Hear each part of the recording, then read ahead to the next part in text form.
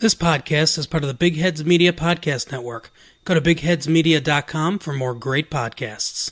You know what? You know who I can do without? I can do without the people in the video store. Which ones? All of them. This is Massive Late Fee with Mike and Mark. Well, hello, everyone. Welcome back to Massive Late Fee. My name is Mark. With me, as always, is my co-host, Mike. How you doing, Mike? Sorry, my buttons suck. I'm doing fine. I was trying to go to a different website, and you have a thing that says leave page that wouldn't let me click off it. So okay, gotcha. Yeah, we've been doing good here and everything. Website's getting a bit of a redesign, so if you guys go to the Big Heads Media website, by the time you hear this, it'll be done. And you can check out all the cool stuff there. There's a lot of new functionality there. The store is open as well. You want to go ahead and get yourself a Massive Late Fee or Retro Late Fee t-shirt, go ahead. Be my guest. They're there. Mike, what have you been doing this week? not much. Just same old, same old. That's cool. So, news. Sad news. Rutger Hauer died. Of course, star of Blade Runner. He was 70. How old was he, Mike? 75? I don't know, 75 maybe. Yeah, I think that's what it was. Undisclosed illness. Very short undisclosed illness, so I don't know what that is, but, that's sad. Rutger Hauer was certainly a very good actor. One of the most iconic speeches at the end of Blade Runner. R.I.P. I've Rutger never seen Blade Runner. Really? No, I've heard a lot of good things about it. I haven't seen it. I have seen The Hitcher. He was really good in that. I feel like you would... Yeah, he was really good in The Hitcher. I feel like you would like Blade Runner, I think. He was the Hitcher. Was it as good as Justified? Starring Justified? No. Okay. So, other news. The Blair Witch is 20 years old. It makes me feel kind of old. Do you, Mike, you saw the Blair Witch in the theater, right? Yeah, a couple times, actually. Yeah. Were you one of the ones that liked it, or were you one of the ones that hated it? I mean, it was all right. It wasn't... I don't think they did a great... the very end was just... I don't know. It was okay. It wasn't, the scariest thing I've ever seen. Mm-hmm. Wasn't the worst movie I've ever seen. I mean, it was fun. I mean, my wife apparently saw it when she was at her sister's up in the woods. She was all by herself. So she was quite a bit more terrified by it than I was. But yeah, I mean, I never thought it was terrible. I didn't think it was terrible, but I mean... I think a lot of it was just the hype, from at that time, the new shaky cam sort of thing. Mm-hmm. It was one of the first ones, too, that used the internet really well. The internet was still pretty new in 1999. And, they had a website, and it was all supposed to be real. They were one of the first ones that kind of utilized that type of marketing. Yeah. Video. Exactly. And I think that even more than the found footage thing that all the horror movies use now, I think that was kind of the big breakthrough for them anyway, as far as getting their movie out there and getting their movie seen by a bunch of people. It was one of those movies where it's scarier in your mind, kind of thing. And, that's, I mean, a lot of times it can be true, but I agree with you kind of. It wasn't staged exactly the best, I think, to really bring through a lot of the terror. But, I thought it was, at the time, I thought it was really good. As time's gone by, it's held up less and less for me. But it's certainly... I mean, it's not something I've rewatched, though I've actually watched Blair Witch 2 quite a bit. Yeah, I know you're a big Blair Witch 2 fan.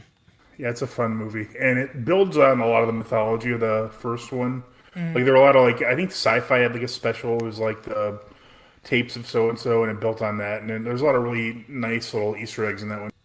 That's cool.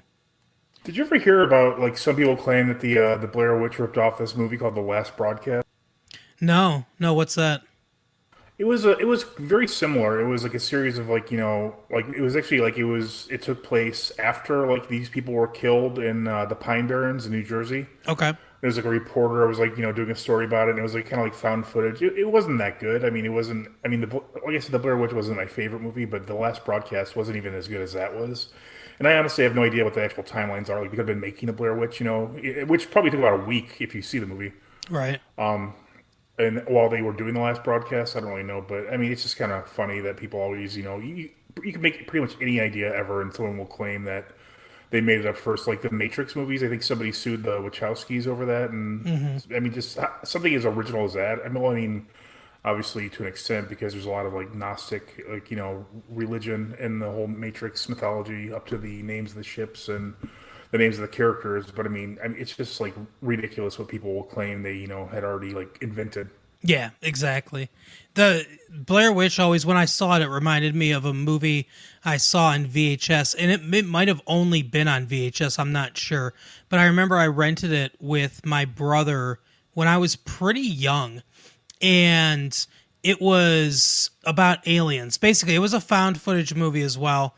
It's supposed to be taking place at this kid's birthday party, and then they see some light in the sky kind of crash down. They're on an isolated farm, somewhere in the Midwest. They go out to the cornfield or whatever and try to look for it, and you never see the aliens the entire time, basically, for the movie. But people start disappearing. People start, they either disappear or they find them dead. And then at the very end of the movie, this is the creepiest shot in the whole movie. And this is staged really well, I think. The guy puts the camera down. The whole time they're screaming and everything. Guy puts the camera down on a table, and he said, okay, we'll get in the back. There's like the core family is the only ones that are left. They're like, let's get into this back room and hide. And then it's nothing. It's just the house kind of silent for maybe 30 seconds or so, just long enough. And then the door opens and 3 aliens walk in. It's kind of like that scene in The Signs when the alien walks through at that birthday party. And by the way, now that I think about it, because that's a birthday party as well, I wonder if M. Night Shyamalan got that idea from this movie. But the three of them walk in, and then the last one stops, turns and looks at the camera, and then the camera starts to flicker a little bit, then it goes to static, and then the movie's over. And it shows pictures of all these people saying, oh, they were never seen from again. Even though obviously it's a fake film. But that was probably, I want to say, the very early 90s, maybe the late 80s. And I've never been able to figure out the title of that film. I've never seen it again after that first time. Maybe it doesn't hold up at all from my little kid imagination, but that was creepy to me in a way that the Blair Witch Project just kind of couldn't match, I guess. Yeah, aliens definitely are more terrifying to me than like witches. I don't really believe in any supernatural type stuff. Right. But I could definitely get behind like an alien. Are you sure this movie wasn't called Men in Black Who Have Sex with Each Other? Hey, look, that alien looks like a hot guy. Let's have sex with it. It sounds like that. If anyone can remember the name of that movie, or if anyone knows what movie I'm talking about, why don't you can hashtag massive late fee or tweet at massive late fee, yes or no. I don't want to know what the name of the movie, because I want to find it. It's a challenge for me. But just if you know the name of the movie, just tweet at us yes or no. So last bit of news, because it's a slow news week, I'm going to attempt to say this with a straight face. I know one person in this story, and sort of, I guess, tangentially, although I've never seen anything he's ever done. But Tanya Mangio, and Jake Paul got married in Las Vegas. Are you familiar with Jake Paul's work? Sort of. I mean, I think he's like a YouTuber. My kids know who he is, and isn't he the guy who like videoed the people like hanging in the forest in Japan? Yeah, I think it's his brother Logan is the main guy on the YouTube channel, and Jake is his brother, but I think he's also on it. and apparently they're terrible people. I don't know. That's what I hear, but I really can't say that for sure because I know nothing about them. I've never seen. I saw a little bit of that really controversial thing where they're I guess they're like laughing at the dead people. They went to that haunted or suicide forest or whatever it's called in Japan, and they saw someone who had hanged himself, and I guess I started laughing and everything. And when somebody told me that, I was like, well, people deal with like stuff that's very emotional in different ways. So I mean, I can kind of understand laughing at it, as like a tension relieving thing. But everyone I talked to was like, no, he was really rude and mean and disrespectful and all this shit. And I was like, okay, whatever. I mean, and I've heard other things about him but I've never seen his show, so it's all speculation and hearsay. But they got married. I don't care. But that's the last bit of news. Congratulations. Mm-hmm. Have fun with your Vegas wedding. Oh, it's really tacky to get married in Vegas. Hi, Ben. I guess he gets a pass because he lives there. But anyway. I feel he should have gone out of town to get married then. I agree. They should have gone to California or, I don't know, somewhere. Atlantic City. There you go. Just go all the way across the country to get married in a very similar place. Yes. Yeah. It's like their version of Vegas. Like, where'd you get married? Atlantic City. Oh, did they have gambling there? Yeah, they gamble. Can you imagine what kind of like second-rate like fucking like music acts they have in Atlantic City? No shit. Yeah, because they're pulling down Britney Spears and Christina Aguilera, so they're like 20 years past the time in Vegas. So what are they? What's playing in Atlantic City? Frank Sinatra Jr. is my guess. I was gonna say Frank Sinatra's Skeleton. His headlining. Sammy Davis Jr. There you go. That was one of the things Eddie Murphy was talking about on that Comedians in Cars with Coffee, which was hilarious. He's like, Sammy Davis Jr. was into Satanism. And he's like, Satan's as powerful as God, babe. Oh, that's a completely new show. It's Sammy Davis Jr. is like a paranormal detective. Yeah, there you go. But he works on the side of Satan. Oh, man. He had to sacrifice his eye in order to get his supernatural powers. Oh, God. Want to hear who's playing at Atlantic City coming up? No, yeah, who's playing? Frankie Valli. Oh, nice. Okay. Hal Sparks. All right. I don't know why anyone would want to see Hal Sparks. The Soup was a while ago. He was also in Dude, Where's My Car? Yeah, he was. At Caesars Atlantic, Pete Davidson is coming. Guess how many tickets are left? Wow. All of them? That would be my guess, but I don't know how many this place seats. And this is kind of hilarious because it posted as like being a desperate thing, like 592 tickets left. Hurry! There's only 592 left. You know who only has 472 tickets left? Last Podcast on the Left, a podcast. Oh my gosh! So last podcast on the list is outselling Pete Davidson. Hanson only has 402 tickets left. Okay, so that's a 22-year-old band with their one hit. The Atlantic City Ballet presents Dracula. That sounds very Jersey to me. Yo, we got a freaking vampire here. I better do a pirouette. Well, they'd always have garlic on them, so Dracula wouldn't be much of a concern. Exactly. Mom, get your garlic bread. There's only 176 tickets left for Atlantic City Ballet Dracula. Oh, God. And then John Cleese is going to be there.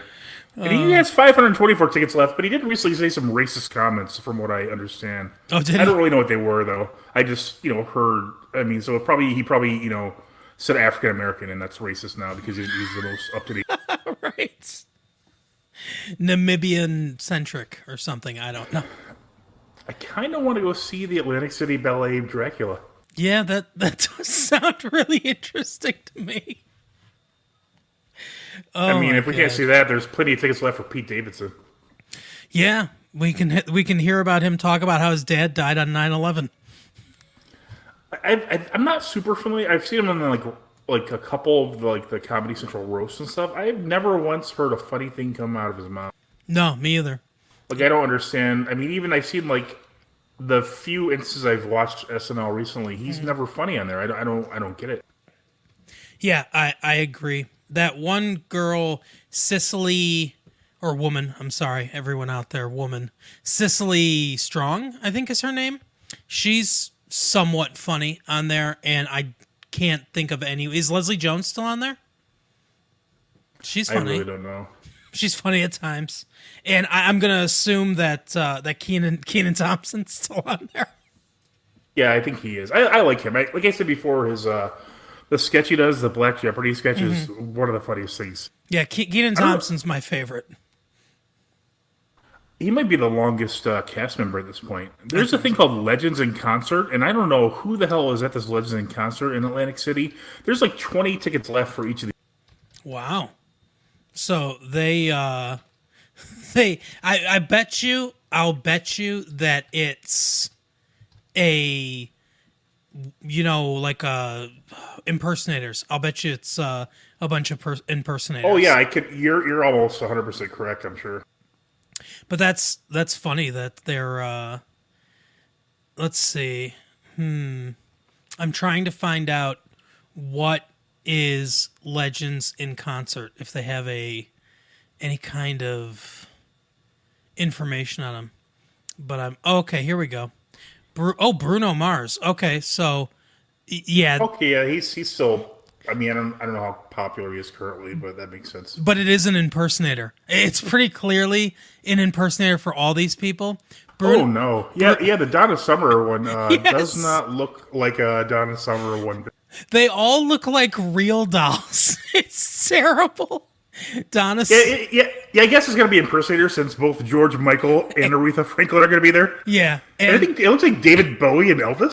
David Bowie and Elvis. Everyone on here is dead, with the exception of Bruno Mars and Donna Summer. I don't think she's dead. She might not be. I think she's still alive. See, this is so weird because this. I mean, who happens to like all these groups? Like, oh, yeah, I'm a big fan of Bruno Mars and a David Bowie and Aretha Franklin. Donna Summer is dead. She died in 2012.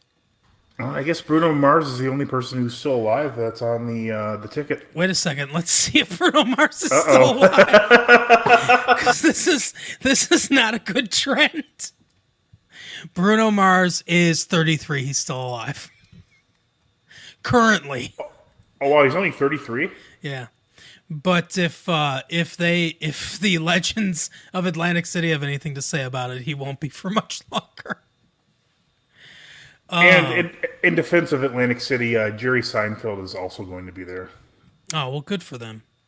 Good for them getting Jerry Seinfeld. I mean, I also don't really love Jerry Seinfeld's stand-up, but it's a big get. Yep. All right, so now Next question. We're not doing Educating Mike anymore because Mike and I both... I'm fully educated now. Yeah, and Mike and I both realized that neither of us like the segment that much, but we never said anything to each other about it because we have such deep and abiding respect for each other, or neither one of us like conflict that much. One of the two. I just use the time for research for the other stuff I'm supposed to be doing. But yeah, I don't know. It's so hit and miss with, and to really make it good, I have to watch a movie. And I watched a lot of crappy movies when I was a kid, but I don't want to watch bad movies anymore. So now we're going to do bad TV shows. They're quicker. Yeah, because at least it's only a half an hour long. But Mike hasn't seen the one this week because we just talked about this now. I guess you'll get a peek behind the curtain. So I'm not really going to do any one this week, but I want you all to know that that it's coming, and I think it's going to be good. I did a thing on YouTube called Dumpster Diving, which I guess this is maybe we'll call it dumpster diving. I don't know. It's kind of based on that, where I would do different 80s and 90s sitcoms and sort of tear them apart. And Mike and I will just go back and forth and kind of rip on shows, or maybe find good stuff that we like. I don't know. We'll see. But I know, Mike, you were a big fan of Family Matters, right? Yeah, for way longer than I should have been. Like I watched, and then I stopped watching at a certain point. Then I started watching again. And it just made no sense. Like they were teleporting and shit. Like you're having trouble like getting money. You're having trouble getting money for your wedding, but you're fucking teleporting to Disney World. What sense does that make? So I think Family Matters might be the first one that we do. But tune into that tomorrow, or not tomorrow. Tune into that next week. And you should be pleasantly surprised. Now we'll go to Keeping Current with Mike, where we plumb the depths of the horrible world of celebrity gossip that Mike and I don't care about, and try to figure out what's going on. Mike, where are we going this week? I really need to ask my wife. She's offered to give me some ideas of sites to go to, but I have no idea what to do here. So I just went to TMZ. This might be like the third time I went there. Okay. We got to go back to Bossip at some point. I could do that instead if you want to. It's up to you. No, I'll just stay here. I'll do Bossip next week, though. All right. So I do follow them on Twitter, and it's a fucking hot mess if you ask me. See, again, I tried looking for TMZ Sports, which I thought was a separate website, but I don't think it is. So okay. It's just like a category on their normal website. So I don't think I've ever been to TMZ's website. Yeah, I don't know. It's a shit show. It's just like giant headlines with stupid captions, like all of them pretty. I watched their show that was on, I think maybe it was on Fox or something like that at like 3 a.m. I watched that every once in a while when I used to work as a dealer, and it would just be this guy, I guess he was the editor or whatever, standing in front of the ballroom. Everyone's at their cubicle, and he's like, okay, Shia LaBeouf took a shit on the street. What have we got? Yeah, there was some movie that parodied that with Will Arnett playing that guy, and it was really funny scene. I just don't remember what it was. If you guys can remember what that movie is, tweet at us, yes or no. Can you remember? Yeah, for any, this won't be confusing at all. All right, our first headline: Bachelor alum Jade Roper Tolbert. I don't know who the fuck that is. Wow. I gave birth in my closet! 3 exclamation. Wow. That's a very specific. I mean, why would you not go to a bed? I don't think childbirth is so like fucking sudden that you're like, oh, I'm looking at some shoes and I'm giving birth. Yeah, no kidding. So, are you familiar with The Bachelor at all, Mark? My wife watches it, and I've seen episodes here and there of both The Bachelor and The Bachelorette. I'm not sure who Jane Tolbert is. Is that Jade? I think. Oh, Jade. Okay. Yeah. I'm not sure who that is, but let me see. Okay. Said she's married to fellow Bachelor alum Tanner Tolbert, so it sounds to me like they were both on the show, but they weren't like the main, like the Bachelor or Bachelorette or whatever.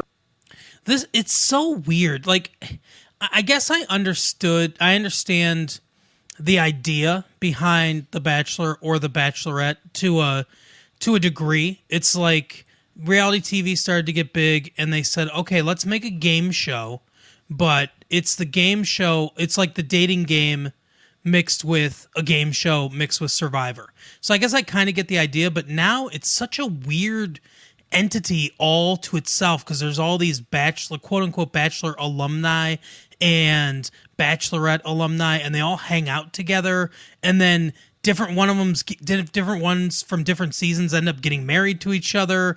Even though they weren't on the same season, they didn't know each other, they never dated, and then They all like the girls or the guys, whichever one it is, if it's bachelor or bachelorette, they all make out with each other. Shit, it's just it's such a weird. It's like I don't know. It's like Tinder on crack. It's such a weird thing. I don't know what society is coming to. Are you on the TMZ website right now? I can get on there. Give me 1 second. There's something very important about the story you need to actually see. Okay. And it's a dude. Let me know when you get to the story. All right, I'm on there right now. I just looked up Jade, and that was one of the first things that came up. So yeah. Okay, do you see the picture of her like sitting on there? By the way, we'll just keep doing visual references for people listening to this. Yeah, exactly. But do you see the picture? Yeah, I see the picture. Is that the ShamWow guy who's now a medic in the background? Oh my god! I had to move away from the mic for that, but it does look a lot like Vince, whatever his name is, the ShamWow guy. And you can just imagine him about to say, "I got a way to get rid of all that afterbirth real quick." He's got a bucket right there in the ShamWow. He just soaks it up. Oh god. Oh my god, does that lady have like 5 pairs of the exact same kind of shoe? Yeah, I see that too, that shoe closet bag. Now, did she give birth in her closet on purpose? Because it's like another room. I don't understand. I mean, I don't think, oh, I'm going to labor. Oh, it's here already. I mean, why would you not move? She suddenly went into labor. Labor doesn't work that fast. I mean, it's so weird. We're men. We're experts on this subject. Exactly. We clearly know that doesn't happen. I mean, my first wife gave birth, the regular way, I guess, and then my second wife gave birth by planned cesarean section. But the first comment says, "I'm a happy girl" with a U, and it says, "Republican strategist President Trump has miscalculated gravely." By criticizing the quote squad of 4 congresswomen. By the way, I hate that name for the congresswomen because, as we all know from Bill Hader and John Mulaney, that the squad is actually a group of problematic bachelors that one host hangs out with. Anyway, so anyone watching the Donkey Party comedy debate, why is this all political shit? I mean, I understand that this story is stupid, and I guess no one wants to comment on that, but... Well, it attracts stupid people to it, so therefore you have stupid people making stupid comments. Apparently, yeah. They named him Ashy Larry. What the fuck? See, I wanted to comment on there that he looks like the ShamWow guy, but I don't want to have to like register and shit. Right, yeah, it's too much work. We can just tell all of our fans. I need a series of troll accounts, because I realize half the time when I want to make a comment, it's a very insincere, malicious comment that I don't want being tracked back to me. Here's one. This kid came out of the closet really early. Jeez. And then it's a girl, but... And then somebody said, have they signed the baby up for trans surgery yet? Maybe, okay, so maybe these two people that I don't know anything about are super politically active or something like that, and like hardcore Democrats or something. Maybe that's the only reason I can think of that people would be making comments like this, unless the world is really just that fucked up. Yeah, there's a lot of idiots out there, and they vote, so that's awesome. This person said, that would be scary as fuck. Oh man, it hurts so bad. Congrats on the new baby. What? Yeah, I don't know. Let's move on from this. Yeah, let's move on. But ShamWow, good, Vince, good job. I know your career kind of went south. I'm glad that you're gainfully employed now. What's crazy about the ShamWow guy is, like, before he came out with ShamWow, he came out with this like thing called like the Underground Comedy Movie, and I remember commercials. Did you ever see commercials for that? They were like on late night. Yep. And it looks so bad, and I was like, oh, that makes sense. Yeah, I remember those commercials. There was like a guy. I think Carmen Electra was in it. Yeah, there was a guy in a wheelchair, just like rolling down this very steep street and crashing, and that's supposed to be funny. I remember every visual gag I saw, I was like, this is supposed to be funny? One time I was going to like community college, and like this one I went to, like they had like a very like gradual kind of slope, and there was a guy in a wheelchair, and he was going down it, and he was like fucking taking off. I'm like, oh my god, that's pretty sweet. And sure enough, he crashed, and I stood there long enough to make sure somebody else helped him, and then walked away. This guy's name officially, I guess, is Vince Offer. Yeah. Which I guess makes sense that he became a pitchman. But apparently he was born in Beersheba, Israel. Israel. Yeah, I knew he was born in Israel. And his real name is Offer Shalomi. So his first name's actually Offer. But yeah, he's called the ShamWow guy and the Slap Chop guy. Yeah, people forget about the slap shop. Oh, man. So, Shticky. Wait, what? So here's... Yeah, the shticky, too. I forgot about that. Okay. Invincible. He began a series of advertisements pitching a kitchen cleaner called Invincible. He hoped that this product, the first one he developed himself, would be the start of a comeback. He also expressed interest in working as a TV producer for other salespeople. In 2014, Offer appeared in Canada Green commercial advertising their Quickly Grass product. And then in 2016, he began working as a paramedic in California. I wish that were true. I didn't get you with that one, huh? No. He divorced his wife in 2018. Good for him. Yeah. Our next headline is Chuck D. Sue's music label. You stole money. You stole from me. Three exclamation points. You can what the fuck is a one exclamation point story in this? This is what I want. Yeah, and here's the thing. Record label screws rapper from the 80s is probably the most cliche thing you could think of. I think every rapper got fucked over by their record label. If only that were the case. See, this is in regards to a deal that happened in 2001. Oh, God. According to Chuck D, they took advantage of his lack of business acumen and screwed him out of tons of cash and the rights to his songs. I don't know if he was trying to sell the catalog at that point. That would be my guess, because I can't imagine anybody caring about any music he made after 2001. Seriously. I mean, the most popular thing from Public Enemy is Flava Flav. I mean, no one cares about... I mean, maybe some rappers will like cite him as an influence, but I've heard one song by Public Enemy ever, and it was Fight the Power, and it was on Life Goes On, being sung by Corky. He was like wearing like a sunglasses and a black leather jacket.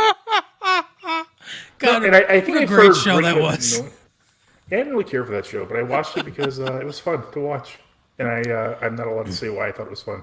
Yep, exactly. I hear you. In 2005, I guess this is a Public Enemy album. So I don't understand why this is under his solo filmography or the discography. But okay, sorry, that's with Public Enemy. Doesn't Public Enemy also have like a anti-Semitic guy, like Professor Griff, I think his name is? Sure. I was never big into Public Enemy. I was into NWA. Who was? Yeah, exactly. Let's see. In 2000, he made an album called Objects in the Mirror Are Closer Than They Appear, parentheses, Confrontation Camp Album. What? What? That is an entirely too long title for your rap album. With songs like Jailbreak, Break the Law, Carry My Load, Jasper, Che, Against the Elements, When the Shit Hits the Fan, Babies Makin', Babies Killin' Babies, Grudge, You Are Us, Out, and Super. So, all hits, I'm sure. Yeah, I mean, that's over $1 million in damages, according to him. So, yeah. Wow. I would be surprised if it was more than 1 million pennies. Yeah, the next headline is YouTube's, quote, King of Random, Grant Thompson dead at 38. Then we have the ellipsis. And then the next part is pretty hilarious, given the first part of the sentence, paragliding action. Oh, God. Congrats, you really are the King of Random. What a random death at 38. That's sad. He's right. It's random. Yeah, I don't know what King of Random is. I'm gonna assume that King of Random is the name of his channel, maybe. Probably. Let's see. How much does the King of Random make? Nothing now. Net worth $6 million. Internet personality who runs the YouTube channel titled The King of Random. $6 million. So somebody's getting that. I don't know who. Yeah, it's really surprising. Like I'll find people that like have had like YouTube accounts for like a year, if that, and some of them have like I make $10,000 a month on this channel and that sort of thing. It's really random, I guess. Yeah, if it's not too soon. If it's not too soon to say. Very random. Let's see what the kingofrandom.com has in store. He's actually been around a while. His channel started in 2010. Oh, is he one of these people that just like sets fire to shit and like runs things through a industrial size shredder and shit? I don't know. It says he started documenting experiments, life hacks, and random weekend projects. So I really don't know. Yep, I think that's what it is. It's not. Every once in a while, I'll find one of those videos where I say, "Okay, this is okay to watch for kind of interesting to watch for 5 minutes or whatever." But some people, they like get mesmerized by him. I don't quite understand it. Oh, he had a series of shirts for sale. The biggest selling shirt on here says "Random Happens." So that's unfortunate. Then there's one with a person on fire that says "I tried it at home." And then the next one says, it's an explosion. It says, "Look, Mom, no hands." And it's a person with no hands. So all of those are a little on the nose based on how he died. I feel bad laughing at him, but I mean, he kind of brought it on himself. I can still appreciate the irony. Yeah, exactly. But yeah, rest in peace. That's it for. I'm done with this website for today. Okay. So now we will move on to the Parents Guide game. We had, I don't know if we had a winner last week or not. I forget. I've been way too busy to check Twitter, everybody, or Facebook. Tweet in if you won, yes or no. Yes or no? Yes or no if you won. Just no context, just yes or no.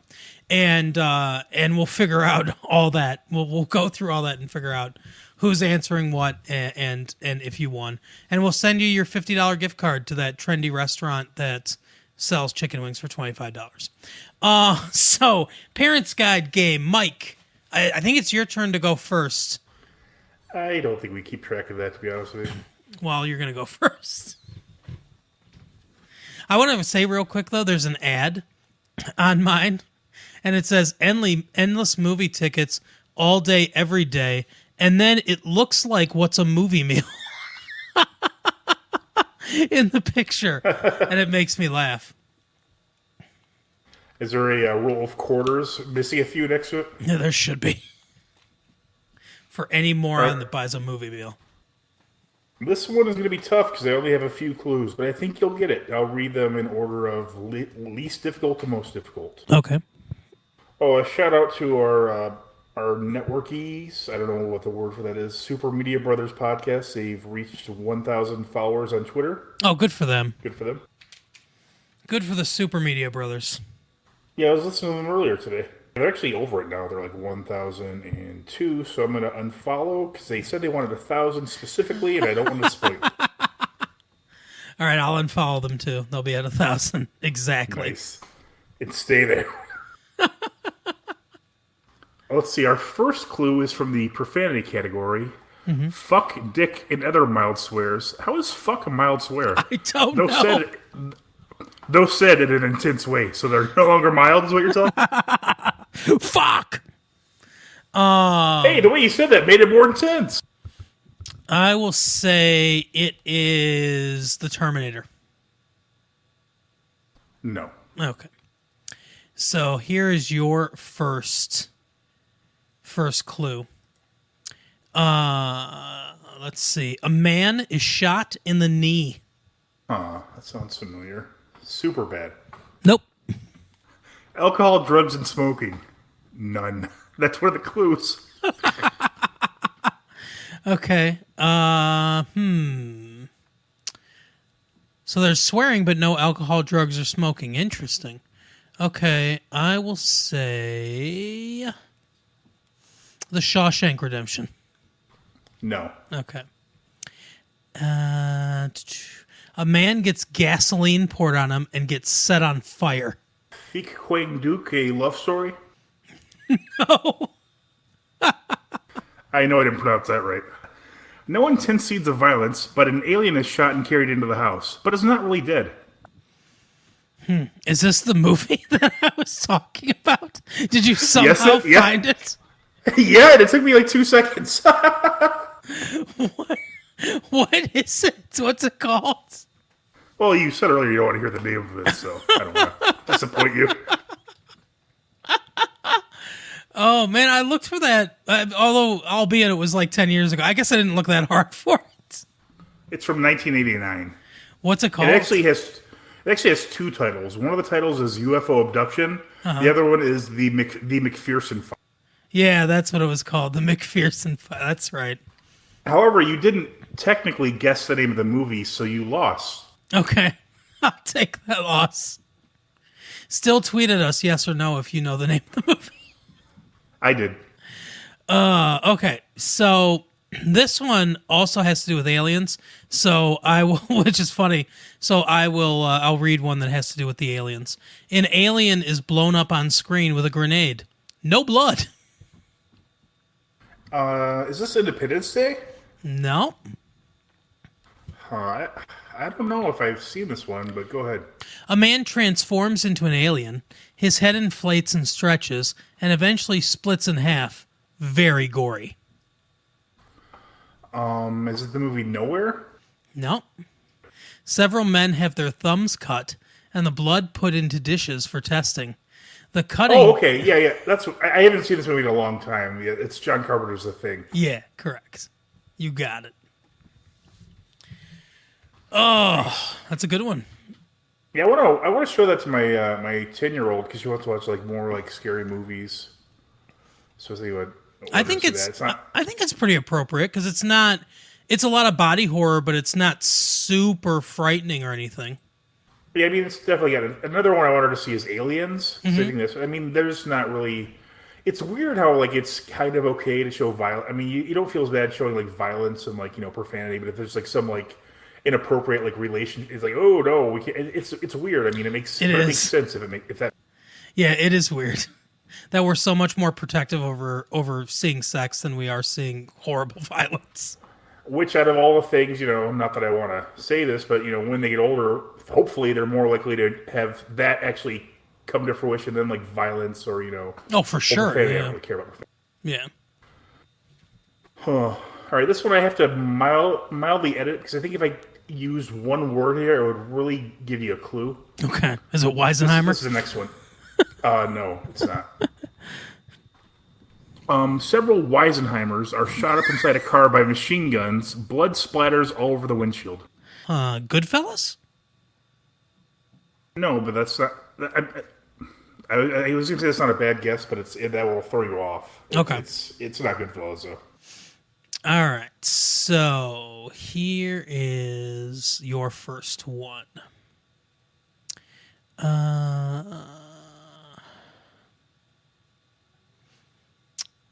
Damn it! I want to give you one that's more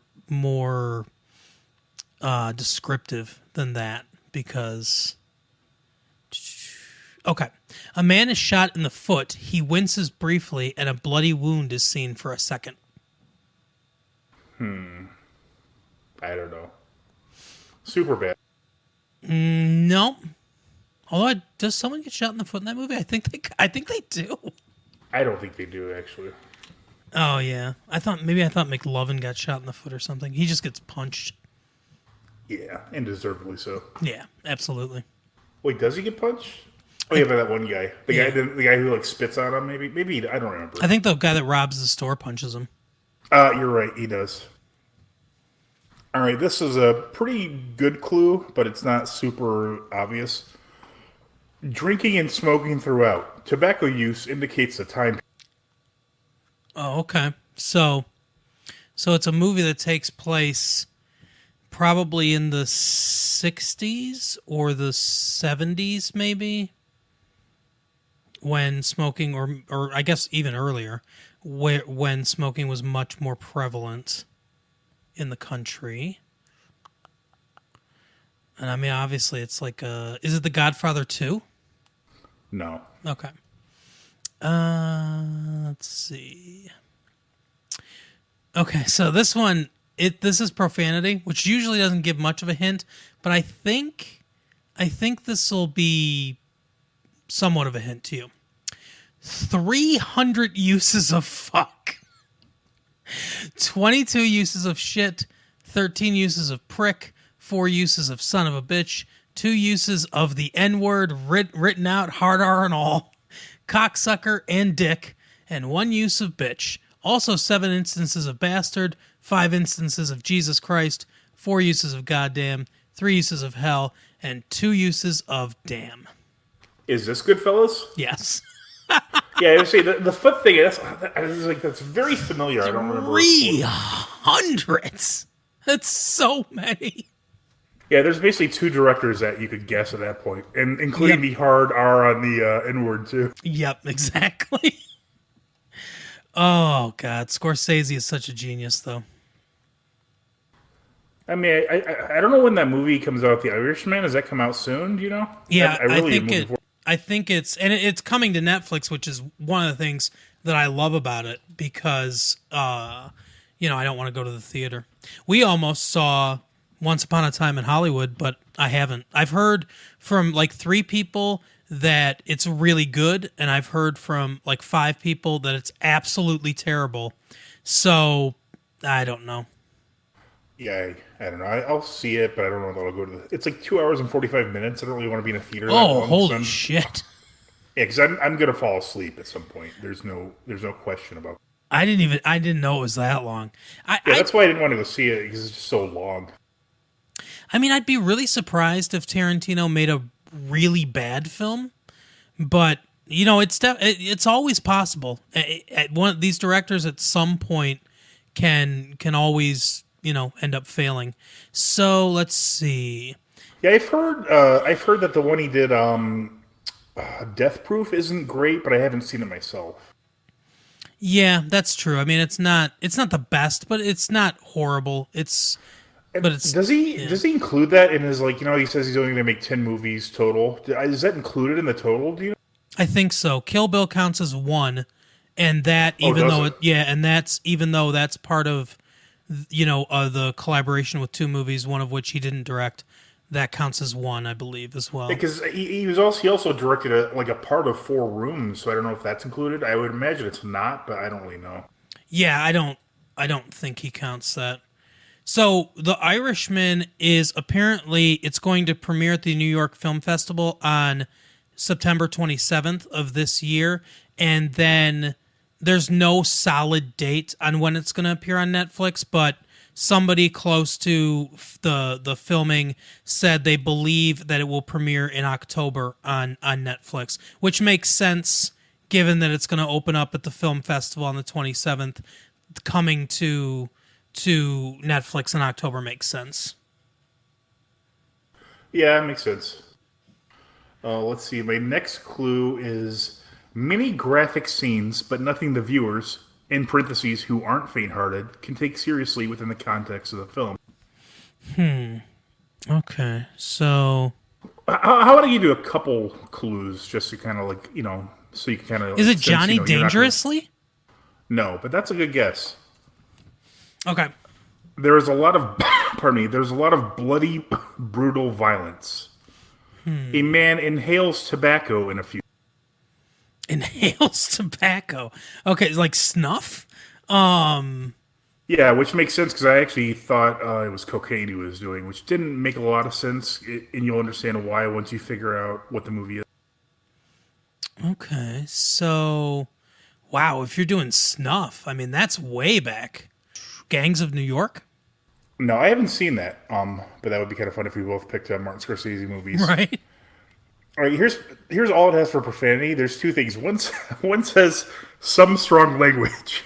The next one says 22 uses of fuck, 7 uses of shit, 5 uses of ass, 2 uses of son of a bitch, 1 use of bitch and slut, also 5 uses damn, 6 uses of goddamn, 3 uses of hell, 4 uses of the word negro, 2 uses of balls, 4 uses of bastards. Okay. So wait, so machine guns exist, so it can't be that far in the past. But it could be like the 30s. Oh, is it Bonnie and Clyde? It is not. Here's another clue. A character strangles another character to death. Very graphic. Okay. Do they get machine gunned in a car in that movie? Because I'm thinking... I have a thought. I'll give you one more clue. This might help. Okay. A shootout occurs in a bar. 2 men are shot at point blank range in the groin. It's what I thought then. It's Inglorious Basterds. Correct. Yeah, I wasn't sure if you'd seen that, but I assumed you had. Yeah, I've seen it. That's a good one. That's probably my favorite of his movies, honestly. I still say Jackie Brown is my favorite, but it's a close second. Jackie Brown is really good. That's a very underrated Tarantino movie, I think. Yeah, Jackie Brown's probably my second favorite. And, Pulp Fiction's up there, obviously. See, I think I've seen Pulp Fiction too many times, and also, if you watch it, like if you haven't seen it in a while, it's kind of a slow-moving movie, which sounds crazy to say when there's gunfights every other scene, but it's the whole movie is just really precious the way he treats the dialogue and the characters. It's he doesn't really let them like in Inglorious Basterds. He just makes great. We'll talk about Inglorious Basterds when we talk about what we watch, because that's one of the things I watched this week. Oh, okay. Yeah.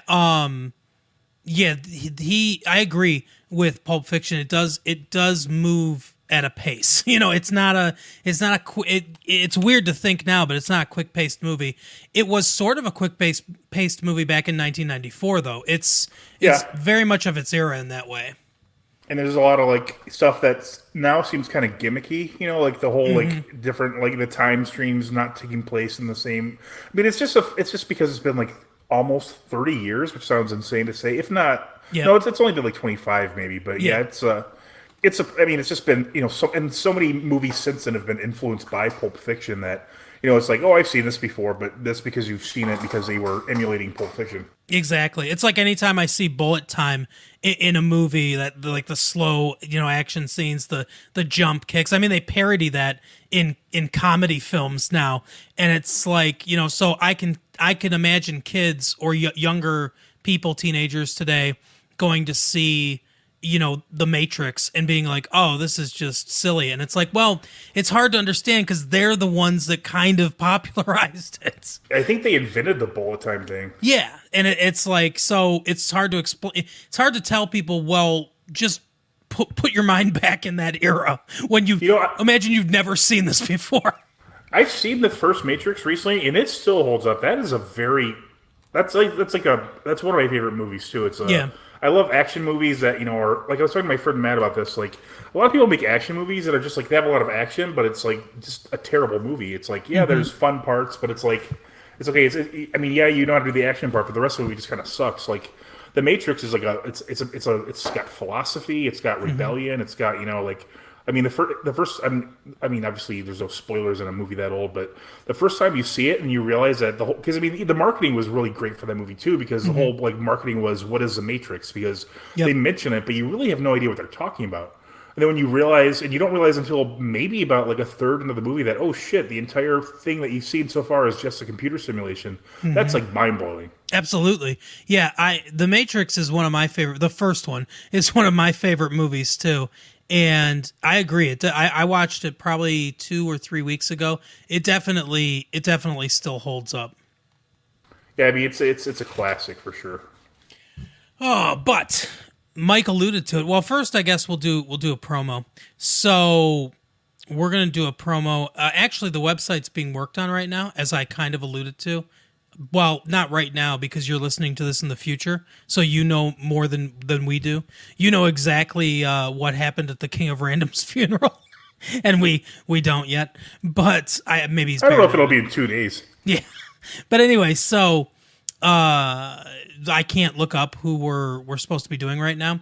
So this show's good. It's the next one on the list, and it's a show on the network, so you know you're gonna love it. Listen to this. Here's them.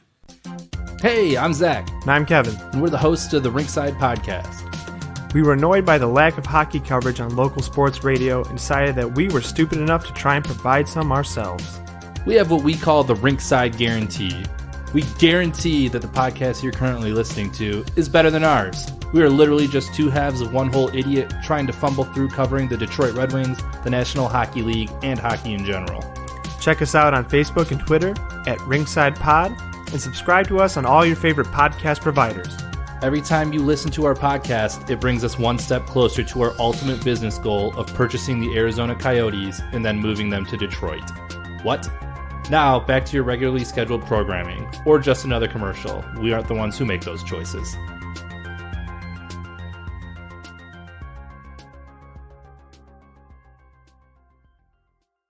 Well, they do a great job, so why don't you go to their show? And now, on to the rest of our show. Mike, we'll get into what we're watching. Why don't you talk about... We can talk about your thing first, and then we'll go to mine. But I think we'll have a good discussion about both these things.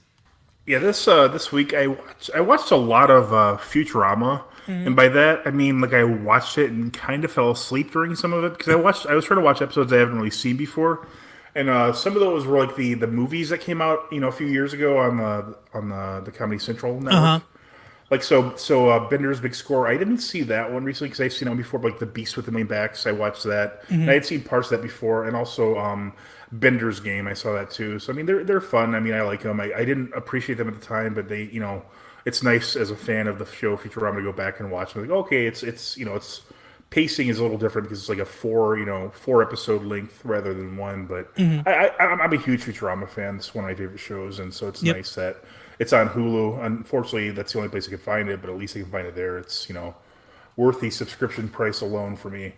Yeah, I love Futurama too. It's one of my favorite shows, and I think it's one that's held up better than The Simpsons has. I think that's because The Simpsons just didn't. I mean, Futurama was kind of forced to stop because it never really got great ratings for some reason. Yeah, I think a lot of times it was cut off by like football on Sunday. I don't remember if it was before or after The Simpsons, but a lot of that, like Sunday Night Football at Fox, just really fucked up like the schedule of The Simpsons and Futurama. yeah, absolutely. But even when they made some new episodes, like the movies you're talking about and everything, they might not be quite as great as the original episodes, but I think that they're still pretty good. I think it's the best thing that Matt Groening's created. Obviously not his most successful thing, but it's the one that I enjoy the most. And there was a lot of really meticulous and smart planning that went into that show and different things with the mythology that's behind that show. I think like half the writers have like PhDs or some kind of advanced degree. Like they actually invented a mathematical theorem for one of the episodes where they switch heads. Yeah, like they had to like figure out I think it wasn't David X. Cohen. It was another one of the writers who like had like a PhD in math who kind of figured out and like he actually published it in like a mathematical paper, like proof that this would make sense. Yeah, exactly.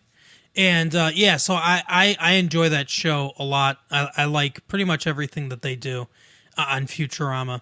I need to watch Futurama. It's been a little while since I've gone back and watched it, and that's another one that you can put the kids in front of, and it's a lot of it's smart humor. So it's a good for them to get exposed. It's like The Simpsons, where there's jokes on many levels, so the adults can appreciate things that the kids don't quite get what they're saying. Yeah, exactly.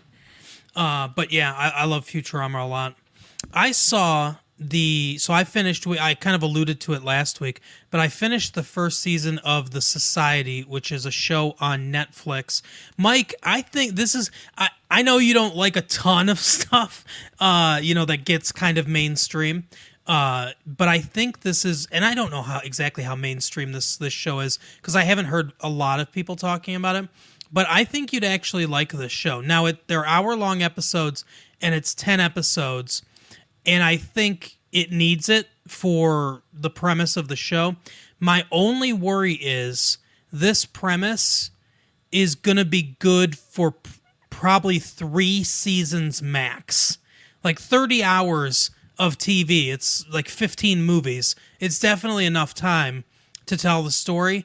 I don't think they could go any farther than that.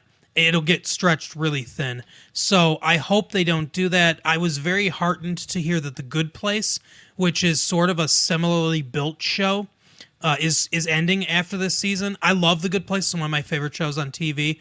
I don't necessarily... It's not like I want it to end, but the premise being how it is, there's really not much more that they can do with it. So I'd rather them just make 4 seasons, in the case of The Good Place, 4 seasons of a really great TV show that doesn't get bad at some point, as opposed to going on for 5 or 6 seasons and then the whole premise falling apart and it getting shitty. So that's my only fear with the Society, because right now they've only have 1 season. The next season is coming out next year. But the premise of the show is these kids, they live in a town called West Ham in Connecticut. And they go there. It's the upperclassmen of a high school. So juniors and seniors, they're like 16, 17, 18 years old. And they get on this bus because they're going to go on a ski trip as their senior class trip right before graduation. The bus drives out of town for several hours, and then most of them fall asleep. And at some point, the bus turns around and it drops them back off at their town and says there was a change of plan. There's a rock slide in the road, and we can't go to the ski trip, so you're back home. So they get out at the village green, and no one's there. All the parents are gone. There's the houses are there, all the equipment's there, the cars are all there. The stuff that their parents own is actually in the house, but no one else is there but them. They go exploring around the town to see if they can find some help, and their town is covered in woods. They have a drone that goes up, and for miles and miles and miles around them, it's all woods. They're completely isolated. So the show is basically a cross between Lost, where you're trying to figure out where are they, what is this place, how did they get here, how can they get back home, and like House of Cards, because pretty quickly they realize, okay, we're going to have to start rationing food. We're going to have to start setting up some form of a society, basically, to make sure that people are safe, that people just don't devolve into anarchy, basically. So it's a lot of the episodes are focused on that. They're focused on the characters, and they're focused on how they're building the society and the interaction between characters and the fighting and stuff between each characters. But there's always in the background this kind of looming thing, and they don't do it every episode, but every few episodes they'll have another revelation about what's going on with them, because obviously they're trying to figure out what the hell's going on with them while still trying to keep this still trying to keep this place together. So it's sort of a cross between those two things. And the first episode was kind of slow. And I talked to my wife, and I was like, I don't know if I'm going to like this show, but I'll give it one more episode. And then maybe midway through the second episode or a quarter through the second episode, it kind of started to pick up a little bit. I started to get more interested in what was going on. And then by the third episode, I was like hooked. So it sounds definitely up my alley. I mean, it sounds like there's like a sci-fi or fantasy element to it from what you described.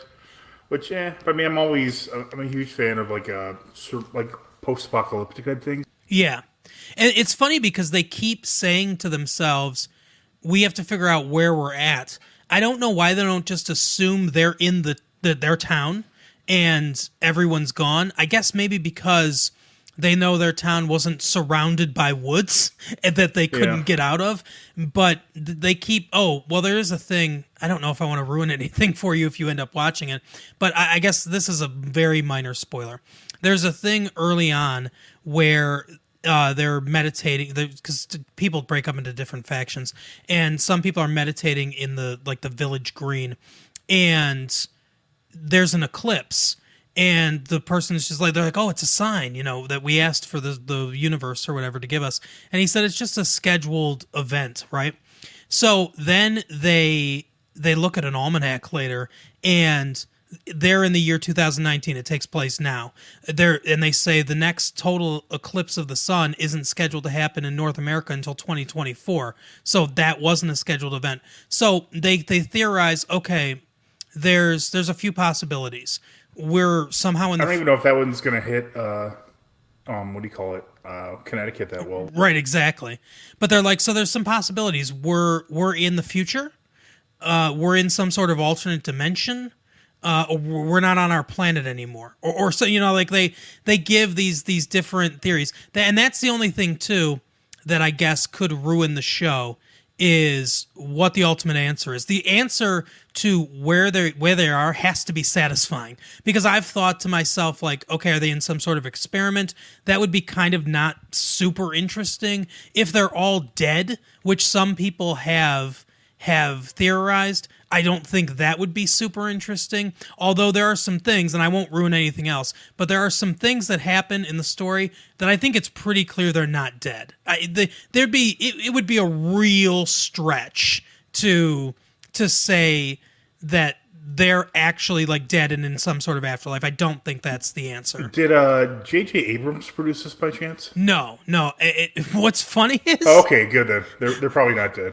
What's funny is the guy that created the show created Party of Five. Oh, no. Which is not a show that I like that much, but I'm guessing that he got a much better writer's room for this show, because the show is a lot better. So... one thing that I Sorry that Party of Five wasn't as good as you wanted it to be. Right, exactly. But one thing... Party of Five did lead to one of the best parts of Curb Your Enthusiasm, though. Yeah, it did. That's right. Because if you remember in that episode, he talks to a writer from Party of Five. Maybe it's this guy. Yeah. Hey, on Party of Five, didn't he? I can't remember the character's name, but didn't he have the Charlie, good cancer? Yeah, didn't Charlie have the good cancer? What do you mean by good cancer?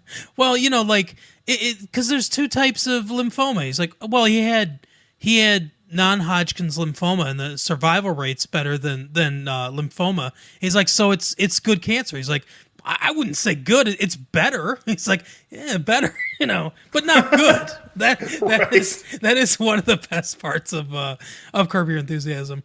But yeah, so one thing that I kind of figured out about this is because in the beginning of the show, like the very beginning of the show, they talk about how there's this smell around the town. And someone said, I thought they got rid of that.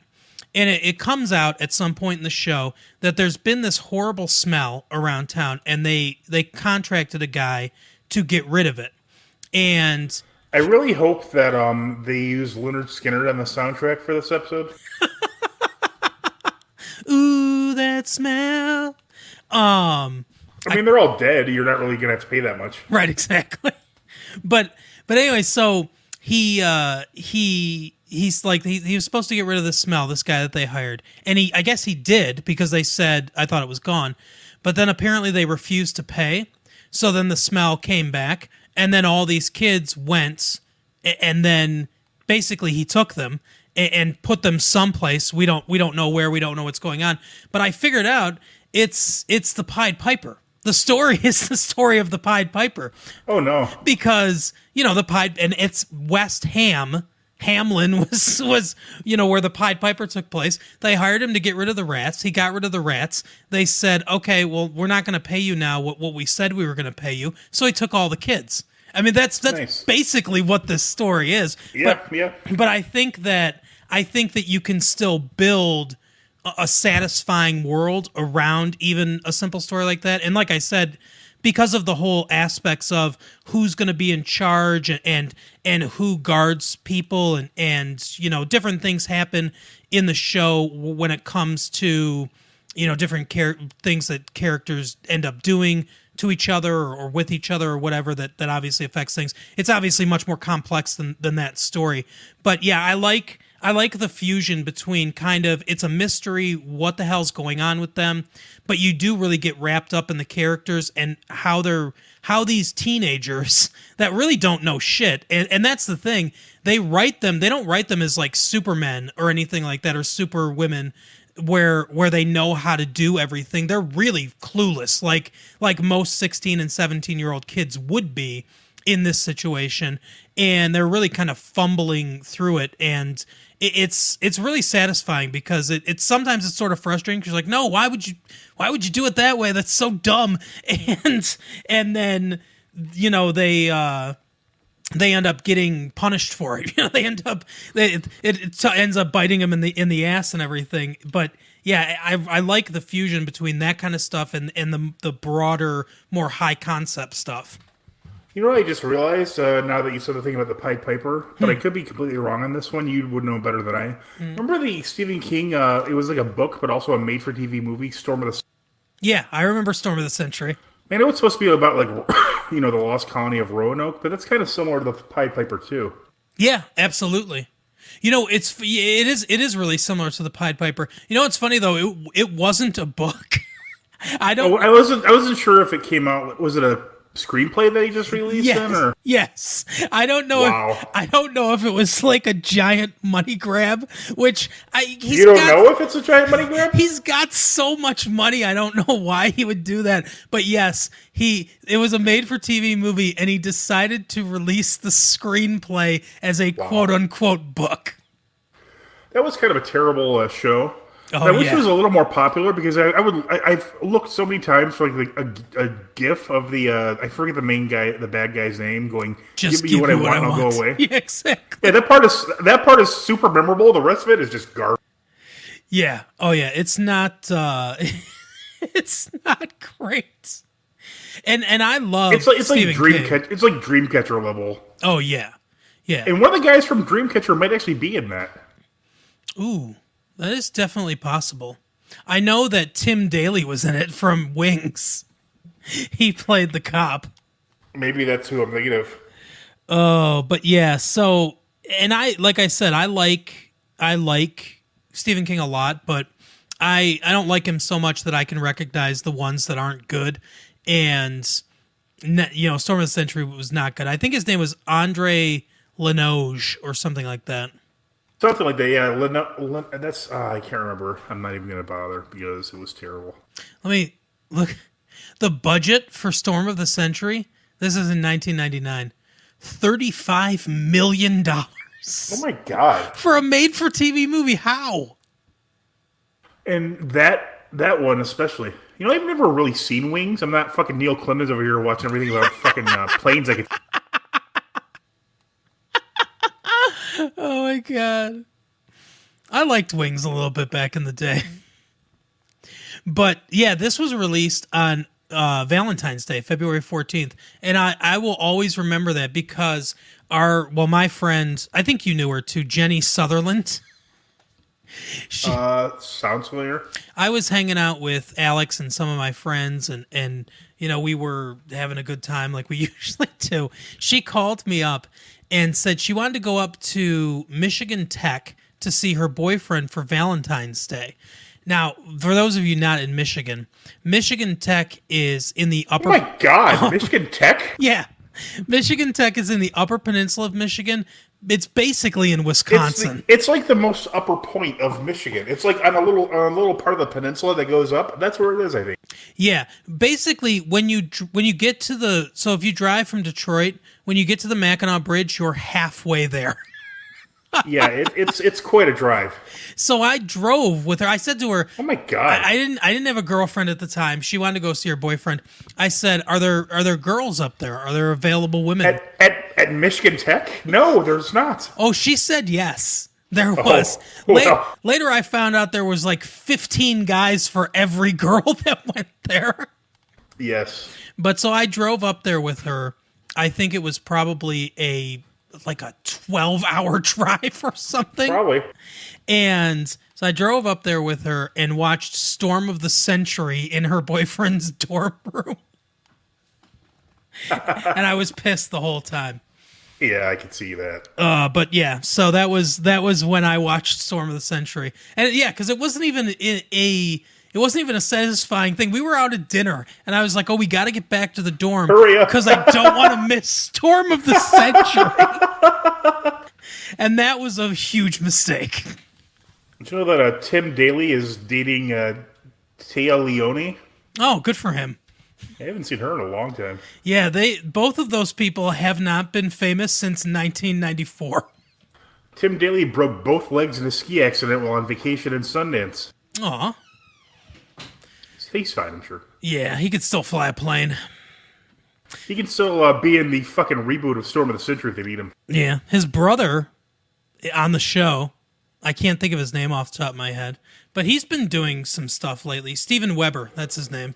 Oh, I've heard the name, but I thought you were talking about the guy who was in Demon Knight. Oh. I can't remember that guy's name either. Oh, Lloyd. The big goofy guy. Yeah, I think his name was Lloyd on Wings. I can't remember his name off the top of my head. Yeah, I have no idea. But yeah, he was in Demon Knight. Thomas Hayden Church, Lowell. That was his name, Lowell. Yep, Lowell Mather. He was on Conan O'Brien once, and Norm Macdonald's the other guest, and it's a very funny interview because Norm keeps interrupting him. Oh, Norm is the best on that. Yeah, he's like, I mean, that should be the show. Just like he's always the guest on the show. I'd watch that. Seriously, that would be the best talk show of all time if it was just Norm. Norm is the first guest and then stays out with every subsequent guest. Norm really is like the best like talk show guy. Absolutely. I mean, Rodney Dangerfield's up there too, but wow, I mean, he's actually better as a talk show guest than he is as a comedian. Yeah, I agree. And he's a very good comedian.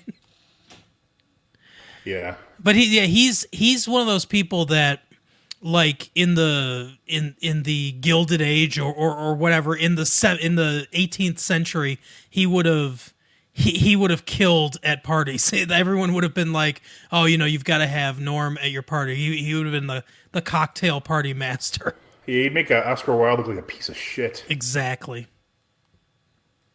Oscar Wilde would start calling people cisgendered.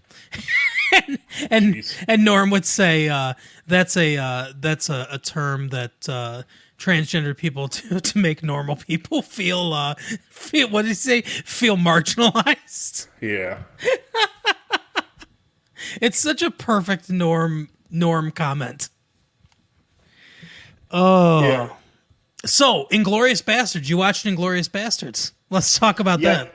That's also a very long movie. That might be 2.5 hours, so I didn't watch all of it. But I mean, this movie, it's back on Netflix. I'm so happy. I'm guessing it's back because Once Upon a Time in Hollywood is out. I wonder if Jackie Brown's on there too. I should check. Oh yeah, yeah. Inglorious Basterds. There were so many parts in the movie you could just watch a single. I realized watching it this time that basically this movie is just like a bunch of really good scenes put together. I mean, there's so many super long like parts. Like the very opening part is great when what's his name, Lanza. Yeah, Landa. Yeah, there you go. Hans Landa, played by Christoph Waltz, just like kind of shows up at a farm in France, and he goes, "Yeah, I know you're hiding." It's a very roundabout way of, he perfectly shows him. Oh yeah, by the way, I know exactly what's happening here. Mm-hmm. And then because I always wonder this. I don't know if this is going to sound crazy because he's a Nazi who's charged with hunting down Jewish people, but I don't know that he necessarily hates Jewish people. He just has like a super powerful talent at fighting. Yeah, and I think the end of the movie sort of kind of gives away that he probably doesn't hate Jewish people that much because he's more of an opportunist than anything else. Yeah, exactly. Because once he realizes that, like they say before they go in to do this operation which obviously never happened. We learned this is an alternate history. But they mentioned the Armada that's going to happen pretty soon, which they're clearly talking about D-Day. So I'm guessing he got wind that it was that was happening, and basically realized, okay, we're screwed. We're not going to win this war. Hitler is deluded. Thinking if he thinks that we're going to win this thing. So given that, what's the best case scenario for me? How do I get out of this? And I think that's the explanation for why he does what he does. He basically makes a deal with the U.S. government, like, hey, I can prevent Hitler from being killed here, but I'll let you guys do it if you give me some, basically let me come to your country, and, I have, like, a prominent... I can't remember what he asked exactly for, but it's like, he's going to be, like, a wealthy man in the United States. Yeah, exactly. Which is a good place to be a wealthy person. Yeah, one of the best. But yeah, so... Definitely not in, like, fucking Scandinavian countries. I mean, yeah, everybody's rich there, but you don't produce anything. Exactly. Why would you want to be rich in Sweden? By the way, I checked the analytics the other day, Mike. So we do have 2 listeners in Finland, and we have 2 listeners in Norway, and obviously our brethren in the Netherlands, are standing strong. You guys are not part of Scandinavia, obviously. We know that. You are the northernmost part of Europe, holding the fort. You're basically like the Night's Watch in Game of Thrones Exactly. versus Scandinavia. Exactly. But we have no listeners in Sweden. Good. I just thought that was funny because obviously Finland and Norway are right around Sweden. And it's, listeners here, listeners on this side, no listeners in the middle. I just want to point out, too, that I don't know if it's considered to be technically part of Scandinavia. I think some people do consider it, but fuck Iceland, too. I hate you as well. Yeah, your language is the hardest language to learn in the world, according to everyone I've talked to. Finnish is actually very difficult, too, from what I've heard. Like, it why? shares some commonalities with, like, some, like, Chinese. Or it's, like, a really weird, like, language structure. Why do you guys fucking do that to yourselves? What a terrible language. Finnish. Go fuck yourself. Don't. Except our 2 listeners. You guys are cool. Maybe. I don't know. I mean, you Maybe. definitely have the Maybe they tide is against you. Maybe they just listen to hate us. Yeah, if you're in Finland or Norway, I hope you hate listening to us. Yeah, exactly. That would make us happy. But I can imagine you right now reading a fucking book in front of a fireplace with your stupid cozy pants on. Your dumb. Well, I was gonna say wooden shoes, but obviously they're not dumb because the good people of the Netherlands wear wooden shoes all the time. Exactly. But yeah, eating your lutefisk or whatever, your salted cured meat, fish. Ugh. Thanks for IKEA, Sweden. We appreciate that. See, I really enjoy building furniture that falls apart a fucking day later. Seriously. And you really have brought me lots of joy. Thank you. Yeah, I like going out shopping for a cabinet and that taking up my entire fucking Saturday because I have to walk through your labyrinth store. Yeah. Yeah, why make a store where you can go to any department you want without having to see every other fucking department? Yeah, exactly. And their meatballs were made out of horse meat. Yeah, they weren't especially great either. Ugh, I don't like Swedish meatballs at all, honestly. One time I bought a wardrobe from there, and mind you, I worked at a furniture store assembling furniture for like 4 years. He did, I can verify. And so and this took me 2 days to put this piece of shit wardrobe together. And finally, after 2 days, I got it, and I lifted it up, and then I moved it an inch, and the entire side fucking Yeah. And that's the perfect thing in Clerks the Animated Series when he's like IKEA the block or whatever stupid name it was. What do I do with this dowel? Right. A lot of times I make jokes that just only entertain me, and one of them was when the founder of IKEA died. I claimed that he would be buried as soon as they could assemble his coffin. That made me laugh, but I don't think anyone else appreciated it the way I did. I love it. So I'm on Netflix right now. They've got The Hateful Eight, Inglorious Basterds, Pulp Fiction, No Country for Old Men, then The Ballad of Buster Scruggs, which obviously isn't. But those are the only Tarantino movies they have. But they also have The Hateful Eight Extended Edition. Oh my God. How could there be an extended version of that movie? I heard that movie's not the greatest. I haven't seen it though, and I have no plans. It's fine. I don't hate it. It's a fine movie, but it's not one of his best. I would put it like firmly in the middle of the pack. It's not worth the 2 hour and 40-minute runtime or whatever it is. You know what movie by Tarantino was really good up to a point? Can you guess which one? It's like very good up until like the last quarter of the movie. Very good up until the last quarter of the movie. So let me think of of his films real quick. Reservoir Dogs? No, it was Django Unchained.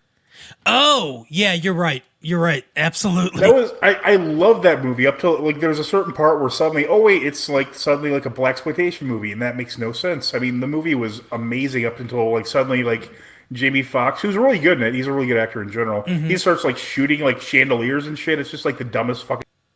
Yeah. Yeah, I agree. It's really I absolutely 100% agree with that. The ending of it was very unsatisfying to me. Yes.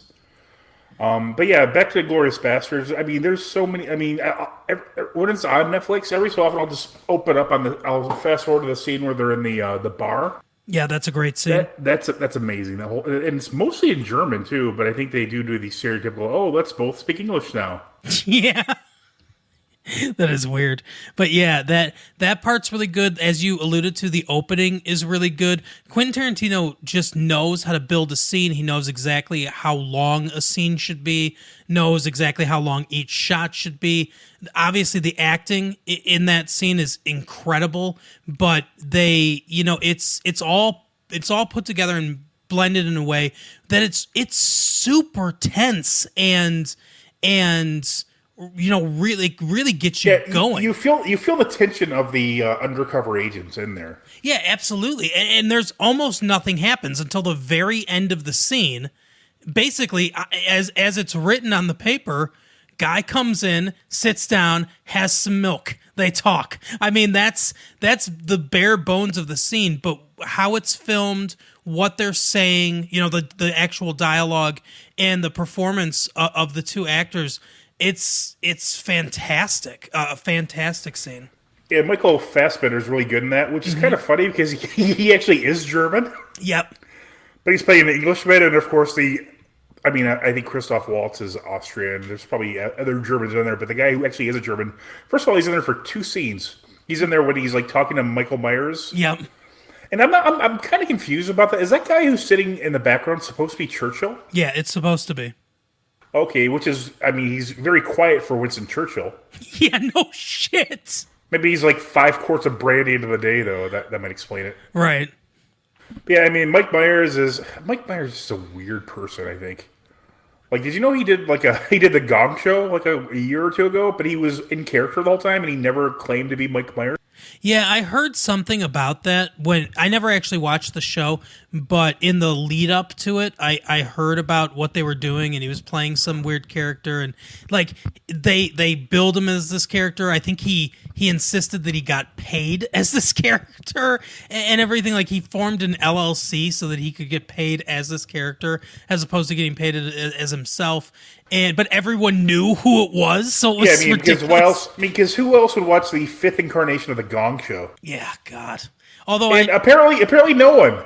Although I will say that Confessions of a Dangerous Mind is a really good film. I really like that movie. Yeah, Me too. It's I didn't think I'd like it, but it was surprisingly good. Yeah, Mike Myers is just so. I've read a bit of things, like he was like a oral history of Austin Powers and stuff. Well, he just seems like a very odd type of person. Yeah, he's made some very, very funny films, but he's a weird guy. An underrated movie that I enjoy a lot. I don't know if I've seen it from beginning to end. My wife loves it. So I Married an Axe Murderer. That's a hilarious. Love that movie. That's one of my favorites as well. Alex and I quote that film all the time.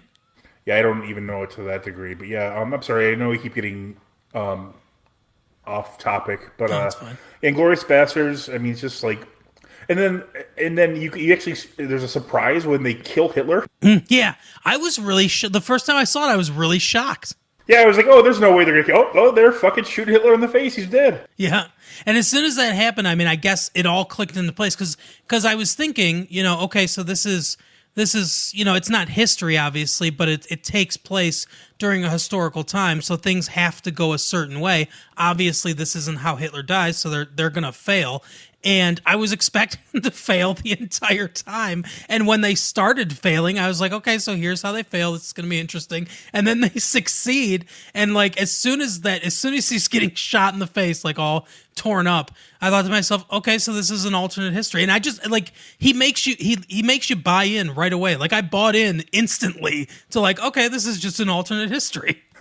What's interesting about that is I've heard people theorize that I don't know that it was all planned out from like Reservoir Dogs, but people claim that like that's why in all Quentin Tarantino movies like everyone's like obsessed with like pop culture because one of the biggest events of history is Adolf Hitler being killed in a movie theater. Yeah, exactly. And I think there's some ties to his other movies, like the same characters, like they're, obviously like their ancestors. I'm not 100% on that, but yeah, it's a fun movie. I like. Yeah, like I said, it's probably my favorite. Jackie Brown's probably my second favorite, but it could go either way. Jackie Brown's one that people don't talk about when they talk about Quentin Tarantino, but my God, it's such a great film. Obviously, based on Rum Punch, right? The novel by... yeah, I think it's Rum Punch, and it's a bit of Writing the Rap as well, I could be wrong. Yeah, by Elmore Leonard. Local Michigan writer, rest in peace, Elmore Leonard, but fantastic author, and it's a great movie.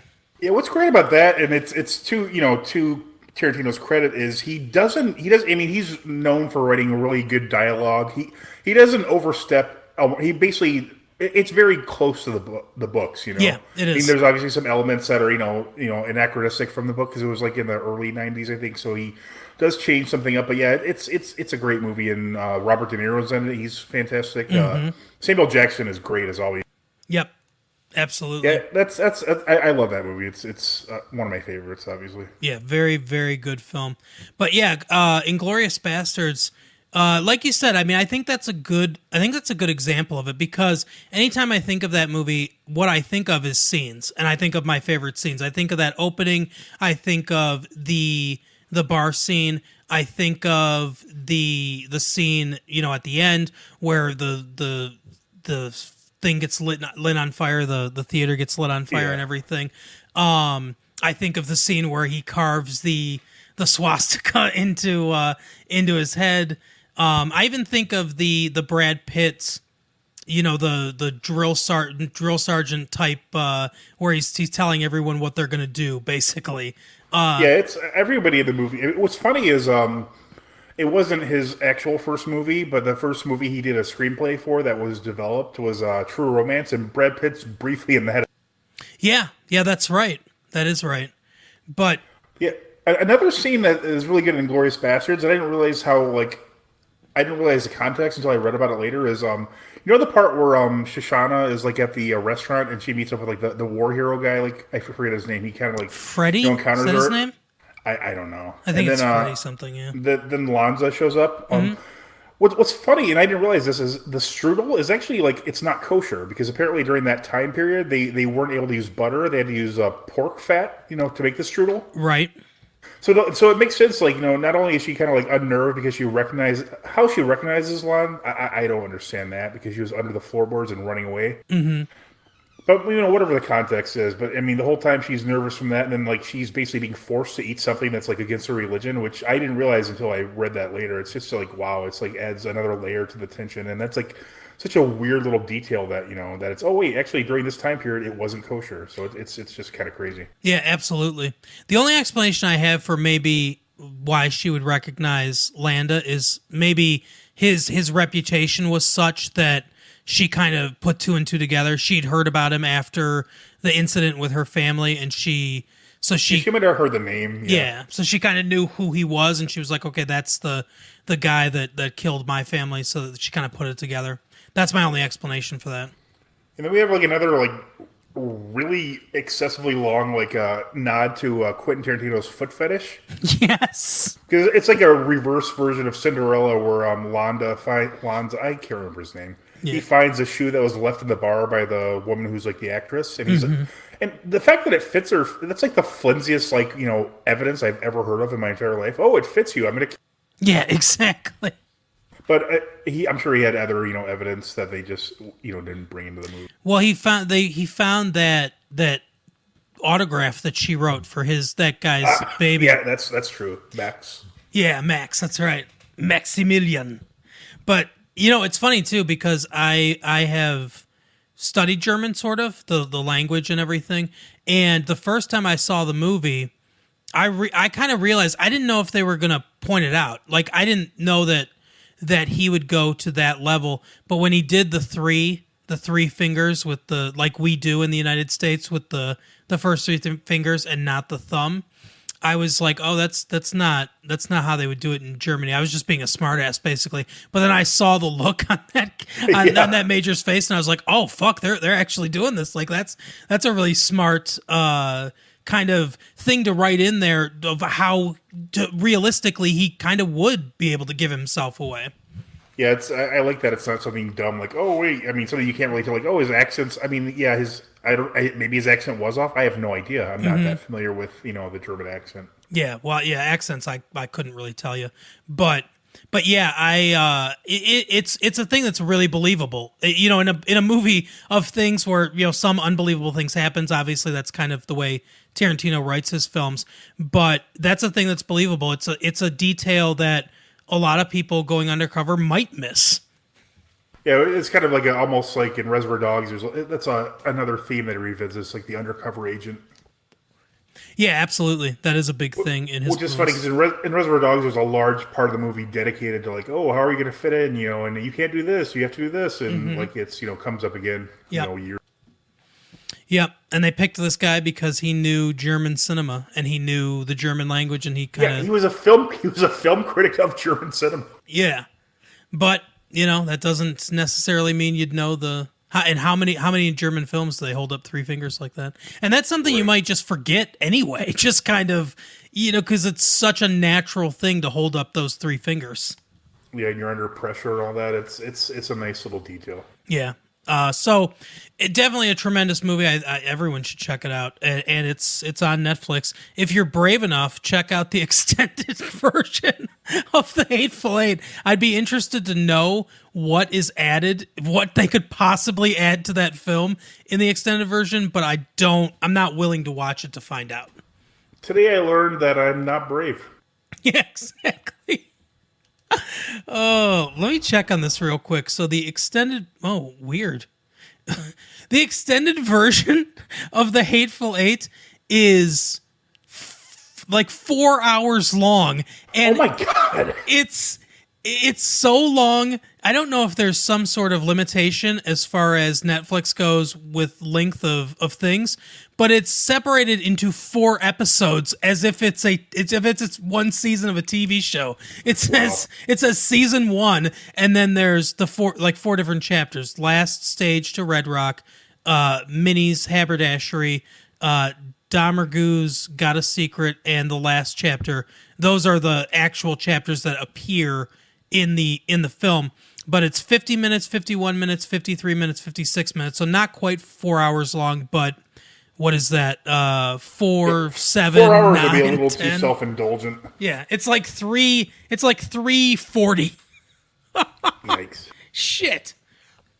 Just want to give a shout out to my cat Bodie. Well, really more my wife's cat. He stayed in here the entire time in the garage with me and hasn't cried to get out once. Good for you, Bodie. Nice. Shout out to Bodie.